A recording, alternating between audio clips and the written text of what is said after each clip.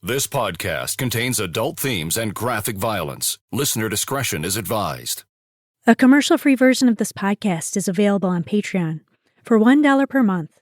Patreon.com/Beyond Contempt podcast. I'm Renee, and this is Beyond Contempt True Crime.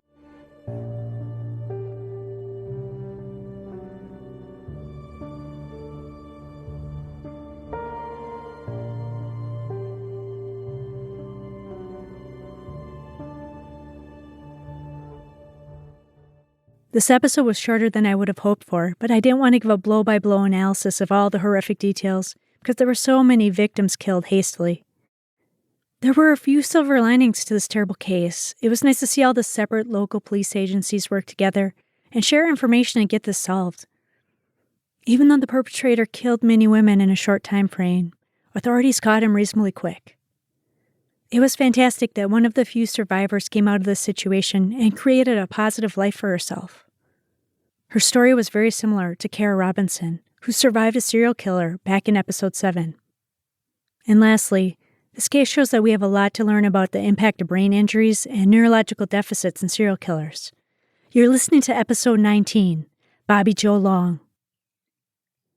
Robert Joseph Long was born on October 14, 1953, in Canova, West Virginia, to parents Luella and Joel Long. Canova is a small city that only spans 1.6 square miles and has a population barely over 3,000. This city is about 2 hours east of Lexington. The family didn't remain in Canova long because Bobby's parents divorced when he was 2 and he moved to Florida with his mother. His parents had a bit of a dysfunctional relationship. They remarried when he was 7, but divorced again by the time he turned 10. Bobby had multiple accidents and sustained many head injuries as a young child. At age 4, he was pulled under by a strong wave at the beach and almost drowned. Bobby later blamed his mother for the incident and claimed she was looking at men instead of watching her son.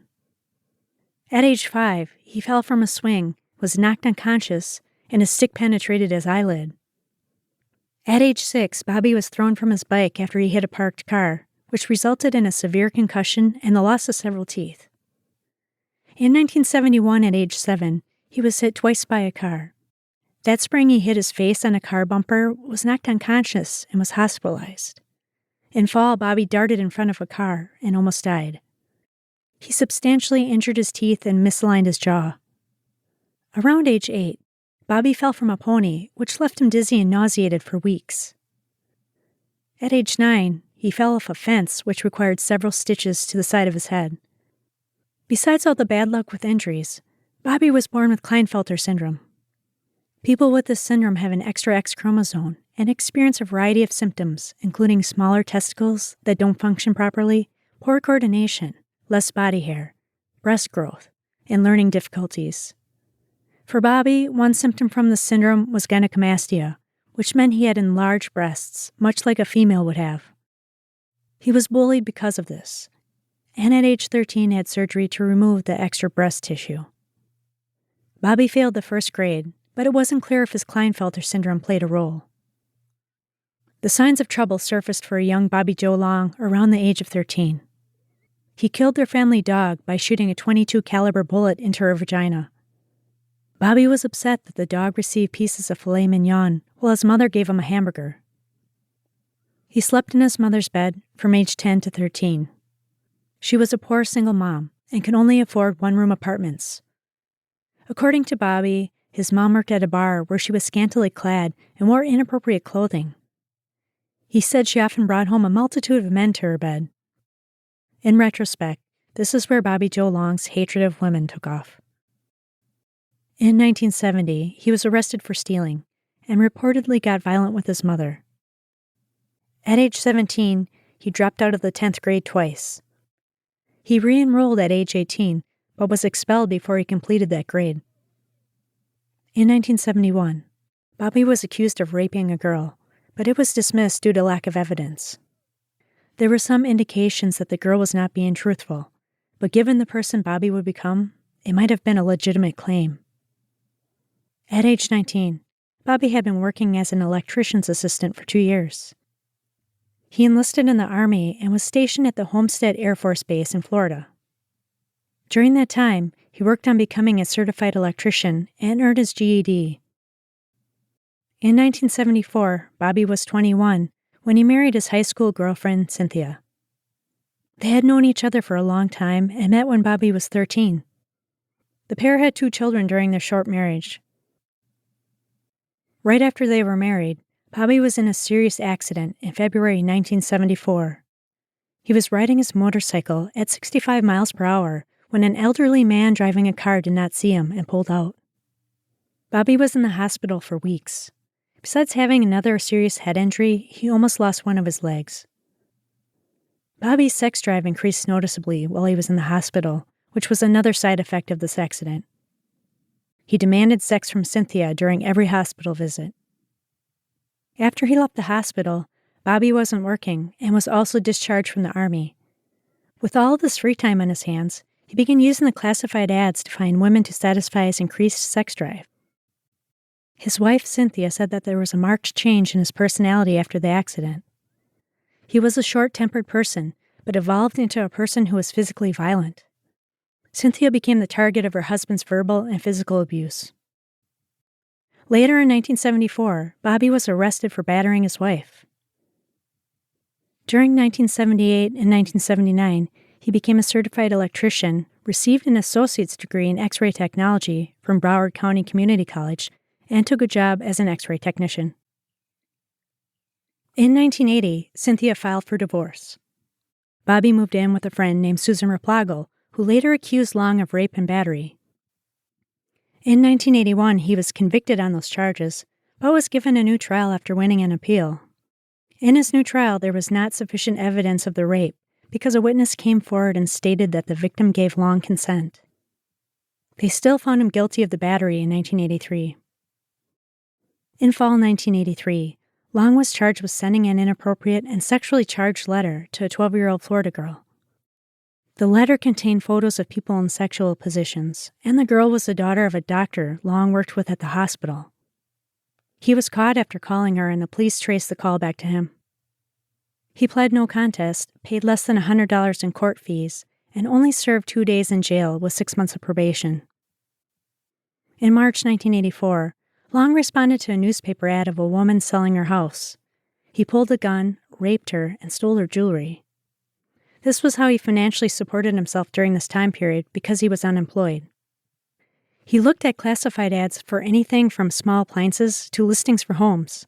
He targeted these women because he suspected their husbands would be at work. Long would rape women from the ads on a near-daily basis, and in the evenings he would pick up sex workers. Many of the women worked at the Sly Fox Lounge or walked the strip on North Nebraska Avenue where they found work.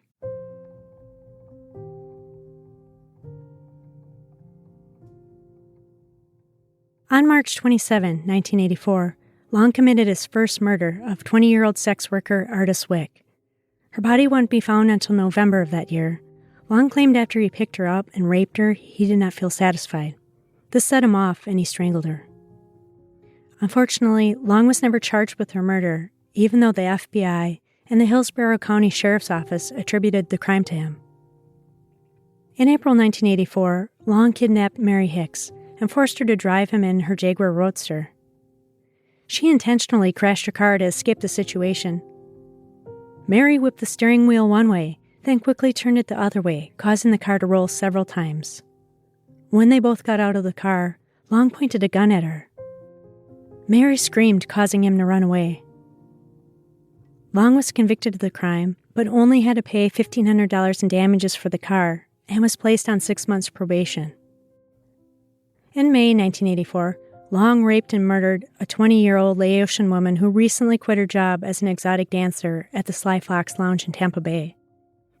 She often went by the Americanized name of Lana Long. She was from Los Angeles and had only been in Florida for a few months. Long picked her up when he was walking down the street and forced her into his car with a knife. He took her to a wooded area where he raped, beat, and strangled her. Lana's nude body was found 9 days later with the rope still around her neck. A silk cloth had been used to gag her. Her hips were broken and legs were staged at right angles in relation to her body. Evidence found at the scene included tire impressions and a single red strand determined to be a carpet fiber. The fiber ended up being a key piece of evidence, as it was the link between the victim and Long's car. It was also noted that one tire on the car differed from the other three. On May 27, 1984, the body of 22-year-old sex worker Michelle Sims was discovered on a lover's lane with her throat slashed. She put up a significant fight while she was being strangled and sustained blows to her head. Michelle's jugular vein was severed so deeply with a knife she was nearly decapitated. Michelle's identity was only confirmed after police created a composite drawing, which led to her identification. Michelle was found 8 to 10 hours after her murder. Police found brown, medium-length Caucasian hairs, which they thought were from the perpetrator's head. They found tire impressions and red carpet fibers at the crime scene. Police immediately suspected that Michelle's murder was related to Lana Long's murder. Semen stains were present, so police now had a DNA profile to work with. On June 8, 1984, Elizabeth Loudenbeck's mother reported her missing when she went on a walk and never returned. Long abducted, raped, and sodomized 22-year-old Elizabeth Loudenbeck. She hung out on the North Nebraska Avenue Strip, but did not fit the profile of the other women who had been murdered. Elizabeth was a quiet, shy bookworm who did not perform sex work. She lived at home with her family and worked on an assembly line. According to Long, Elizabeth accepted a ride from him. When they got back into the car after he raped her, she couldn't stop crying. This angered Long, so he killed her. Elizabeth was found fully clothed, while all the other victims were found nude, which lent credibility to Long's account. He stole the debit card from her wallet. The PIN number was written on the card, so he made several withdrawals from her account. Elizabeth's body was found badly decomposed and weighed only 25 pounds a few weeks later when she was discovered on June 24. She was the fifth deceased woman found in rural eastern Hillsborough County within a few months' time. Elizabeth was not initially connected with the other Long murder cases because the FBI analysts believed that the red carpet fibers found at the scene of her crime differed from the other fibers found previously. She didn't fit the profile of being a dancer, sex worker, or hitchhiker. Elizabeth's murder would later be connected to Long only after similar fibers turned up at later crime scenes. A few months passed, and there had been no murders. Police thought maybe the killer passed away or was arrested for another crime. On September 7, 1984, 21-year-old Vicki Elliott went missing. She worked nights at the Ramada Inn coffee shop and carried a pair of scissors for her protection. Vicki's skeletal remains were not found until after Long's arrest, when he told police where she was located. He broke her hyoid bone. The hyoid bone is located in the mid-neck and allows us to breathe, swallow, and speak. There were red carpet fibers present, just like all the previous crime scenes. The scissors that Vicki carried for her protection were found in her vagina. On September 30th, 1984, Long picked up 18-year-old Chanel Williams. After he raped her in his car, he tried to strangle her, but Chanel was strong and athletic. She fought back, which caused Long to lose his temper. He shot Chanel in the back of the head, then tossed her and her clothes out of his car. When Chanel was found on October 7, 1984, police asked the FBI to create a criminal personality profile. The FBI team at Quantico believed the perpetrator was a pathological liar who was divorced. Torturing animals, wetting the bed, and setting fires were part of his childhood. The killer was manipulative and impulsive, but did not act recklessly. The FBI team thought he had trouble accepting authority, which made it difficult for him to hold a job. The FBI believed that the victim's lifestyle made them susceptible to being approached by the killer, who likely assumed that the women wouldn't be immediately missed. They thought that the Lana Long and Elizabeth Sims murders were connected. Since Chanel was African American and was murdered by a gunshot and not strangulation, the FBI determined that her case was not related to the others. Evidence found at the crime scene included red carpet fibers and a brown Caucasian pubic hair. The police found semen, but it was a different profile as compared to previously collected evidence. Since Chanel was a sex worker, law enforcement attributed the differing DNA profile to her line of work. In October 1984, police finally announced they were looking for a serial killer, but withheld all the carpet fiber evidence from the public. They feared the killer might dump his car. Long raped and killed 22-year-old sex worker Kimberly Hoops. Her body was discovered on October 31st. Kimberly was found nude and mummified with a black cloth choker around her neck that was used to strangle her. Due to exposure to the elements, there was not much collectible forensic evidence. Kimberly was not identified until after Long's arrest. Some of her hairs were eventually found in his car. On October 13, 1984, Long picked up 28-year-old sex worker Karen Drinsfriend, who had a known drug problem. They negotiated $47 for a sex act because that was the exact amount she needed for her next hit of drugs. Long raped and strangled her. Karen's body was found the next day. Detectives immediately believed this murder was related to the others because of the similarities in the ligatures. At the medical examiner's office, red carpet fibers were found. During this time, every homicide detective from the Hillsborough County Sheriff's Office was assigned to the murders. All other cases for the county were assigned to non-homicide detectives. 6 officers were exclusively assigned to watch the North Nebraska Avenue Strip, since so many victims were last seen alive there. The department even bought a personal computer solely for the purpose of working this case. Evidence from Karen's homicide was sent straight to the FBI. They confirmed the ligature knots were like the ones in the other crimes. A brown Caucasian pubic hair and semen were found on a bedspread, which eventually matched Long. There were also gold acrylic fibers and red carpet fibers, which traced back to Long. On November 6, 1984, an unidentified body was found in Pasco County. 18-year-old sex worker Virginia Johnson was not reported missing until after Long's arrest. Like the other women, she worked the North Nebraska Avenue Strip. Virginia was the only victim found outside of Hillsborough County. Her body was skeletonized with ligatures still intact.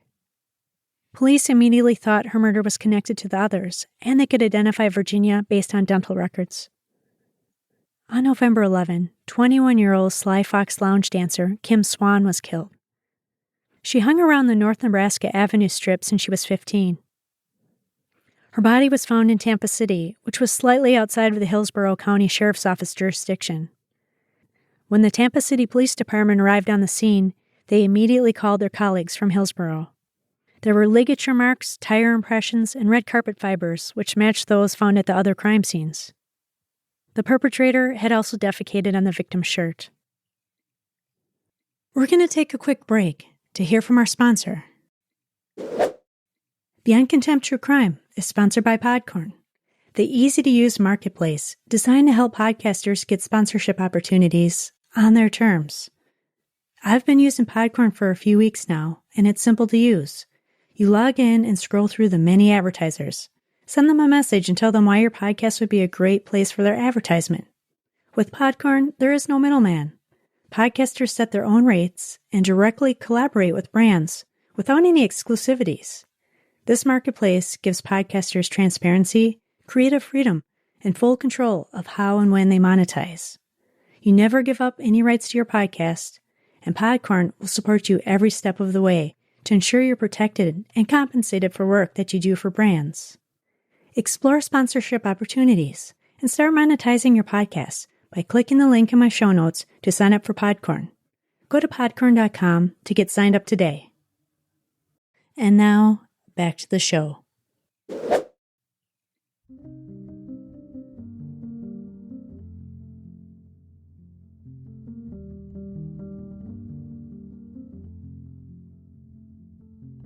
Two lucky victims survived. Linda Natal was assaulted in May 1984 when her husband posted a newspaper ad selling some of the family's furniture. Long responded to the advertisement and went to their Palm Harbor home. He raped Linda, the stay-at-home mom, with her 1-year-old daughter and 4-year-old son in the house. 17-year-old Lisa McVey was assaulted on November 3, 1984. She had a rough life bouncing from foster home to foster home, where she experienced both physical and sexual abuse. Her mom was an alcoholic and drug addict who couldn't provide adequate care for her daughter. Lisa moved in with her grandmother. Over a 3-year period, her grandmother's boyfriend held a gun to her head every time he molested her. Lisa was significantly depressed. On November 3rd, she decided she was going to end her life after her shift at work. Lisa even had a suicide note written. She worked at Krispy Kreme donut shop and finished her double shift at 2 a.m. A co-worker offered her a ride, but she decided to pedal her bike home. As Lisa rode past a church, a man jumped out from behind a parked car and knocked her off her bike. Before she knew it, there was a gun pressed into her temple. She was dragged into the car. The man immediately made Lisa strip and perform a sexual act. Then he tied and blindfolded her, but she could still see. Lisa noticed the red carpet on the floor and the word Magnum on the dashboard. She estimated he had been driving for 30 minutes when the car stopped. Lisa could tell she was in a wooded area. She counted the number of steps to the apartment door and noted it smelled very new. Long took her ligatures and blindfold off and made her take a shower with him. It was almost as if he was living out a fantasy of Lisa being his girlfriend. Long said he wished he could have met Lisa under different circumstances. When Lisa asked what his intentions were, Long said he was getting back at women because he went through a bad breakup recently. This woman's name was Elsie Kelly, and she dated Long from August 1983 to April 1984. She was a nurse he met when they both worked at a hospital. Long lavished her with all kinds of jewelry, diamond rings, gold necklaces, and silver bracelets. Elsie was unaware that Long procured all the jewelry from the women he had been raping and robbing. She was a born-again Christian, and he even attended church with her a few times. They broke up when he discovered she started dating someone else. Long even told his mother that he was hurting, and there were no good women left in the world. Lisa's street smarts, combined with the personal information Long bestowed on her, plus her history of sexual abuse, gave her the skills she needed to survive this horrific encounter. When she was brutally and repeatedly raped, she didn't fight it. Lisa left fingerprints on every surface possible during this 26-hour nightmare. She figured if Long killed her, there would at least be a minimum level of evidence for authorities to find. Lisa could observe details about the perpetrator's features. He made Lisa put her hands on his face. She noted he was clean-cut with a mustache and short hair. His face had pockmarks and his ears were small. When Lisa began crying, he told her to stop and to not make him kill her. So with everything she had, she stopped crying. After sleeping for a while, Long woke up and asked Lisa what he should do with her. She told him that she wanted to be his girlfriend. She would take care of him, and people did not have to know how they met. He felt sorry for Lisa when she mentioned that her dad wasn't doing well because of experiencing several heart attacks. Long told her that he couldn't keep her, but he would drop her off by her home. They got in the car, and he drove them to an ATM. After Long got back in the car, they started driving again. He suddenly became angry with Lisa and yelled at her, but surprisingly, she convinced him to drop her off. Long pulled over, opened the door, gave her a hug, kissed her on the forehead, and drove away. Lisa then made her way to the police station and provided all the details from her ordeal, from the fingerprints she left behind to the word Magnum on the dashboard, to the one tire on the car that differed from the rest. The fibers found on Lisa's clothes matched those from the other cases. Since all the local agencies were working together, they formed a task force with the FBI. There were 50 sex crime and homicide officers working on the squad. One team looked up bank records to hone in on the perpetrator's ATM withdrawal, while another team was looking up records to see who owned a Dodge Magnum. Each team came up with the name Robert Joseph Long. Now that they had his name, police went out to track him down. On November 15, 1984, Long was pulled over when police noticed he had a car similar to the one described by Lisa McVey. They made up a lie and told Long a car similar to his was involved in a hit and run. Police asked to search his vehicle, but Long declined and did not provide a reason. He allowed police to photograph him and his car. Long was released due to lack of evidence, but police kept him under surveillance. 2 hours after he was stopped, Long was agitated and called detectives. He wanted to know if they found the person who did the hit and run. Long was irritated that police had pulled him over and demanded to be notified when they found the person who committed the crime. They placed Long's photo in a lineup for Lisa, and she confirmed he was the perpetrator. On November 16, 1984, after getting the proper search and arrest warrants, Long was arrested outside of a movie theater. It only took 36 hours after the task force formation to bring him into police custody.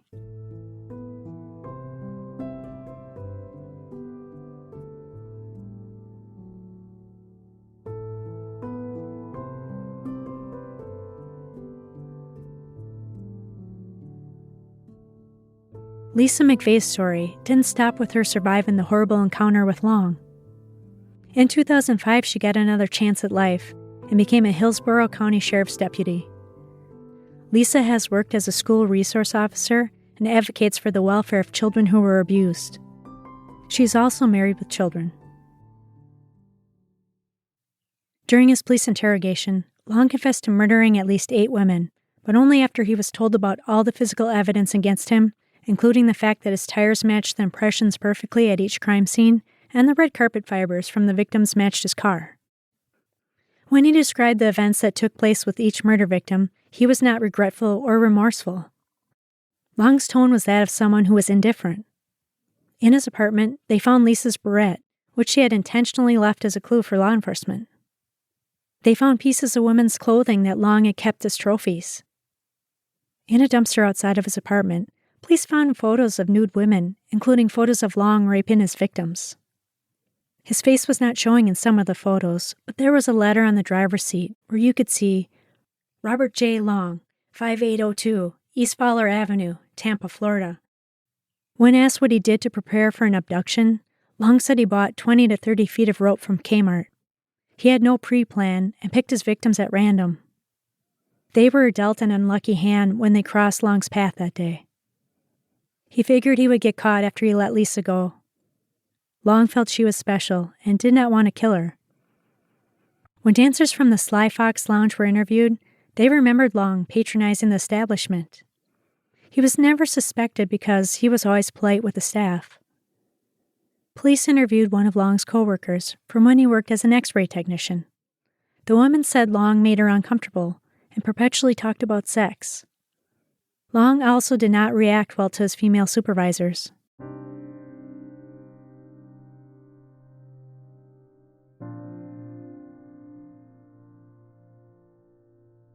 Bobby Joe Long was dubbed the classified ad rapist.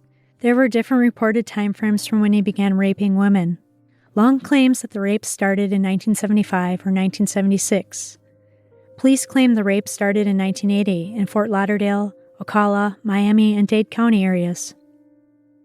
He committed at least 50 rapes for which he was never prosecuted because the statute of limitations had expired. On November 18, 1984, Long appeared before County Judge Perry Little, at which time he was charged with 8 counts of murder and sexual battery and 9 counts of kidnapping. He was also charged with violating his probation from April 1984. The Green River Task Force also met with Long, and he was eliminated as a suspect in the Green River murders. Several weeks after the arrest, the Hillsborough County Sheriff's Office held a press conference, attended by agencies from all over the state. This conference eventually led to Miami area police clearing dozens of rapes.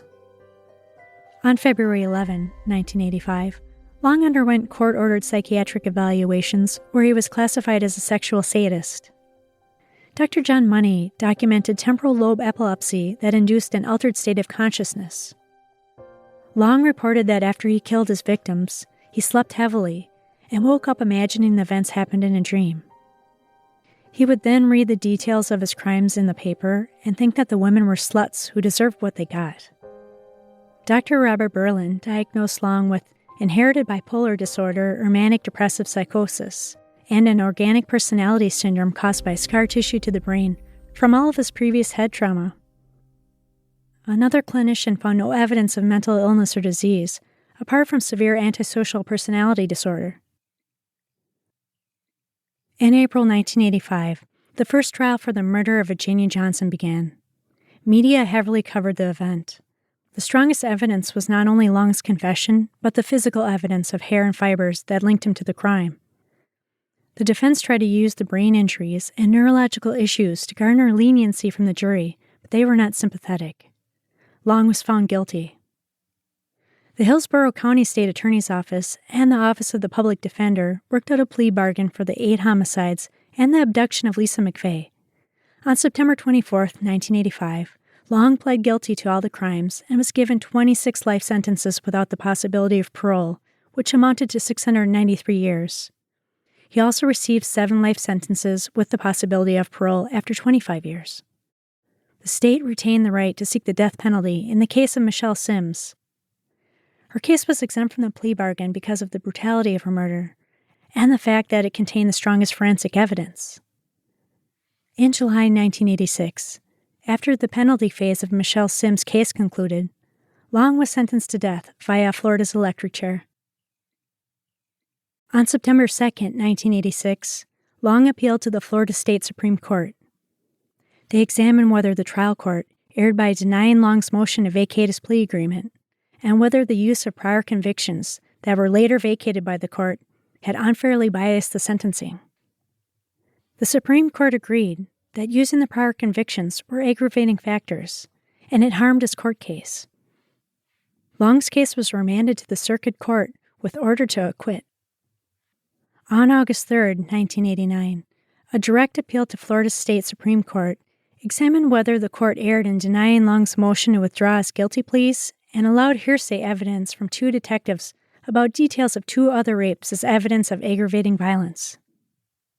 The court found that any errors were harmless and reaffirmed the convictions. Long was given a 5-year sentence, 4 99-year sentences, 28 life sentences, and 1 death sentence. On May 23, 2019, 65-year-old Robert Joseph Long, Florida Department of Corrections inmate number 494041, ate his last meal that morning, which consisted of a roast beef sandwich, French fries, bacon, and a soda. He was executed by lethal injection and was pronounced deceased at 6:55 p.m. Long had originally been sentenced to die in the electric chair, but that method was deemed cruel and was banned. His execution was witnessed by some of the family members of the victims and by survivors Linda Natal and Lisa McVey Noland. Lisa said that if she could say anything to Long, she would thank him for choosing her and not another 17-year-old girl. Thank you so much for joining me for this episode of Beyond Contempt. Please visit beyondcontemptpodcast.com for links to the sources used in this episode. This episode was researched by Laura Delgado. Script writing, editing, and all audio production were performed by me. If you like the show, please leave me a favorable review on Apple Podcasts. Thank you so much, everyone.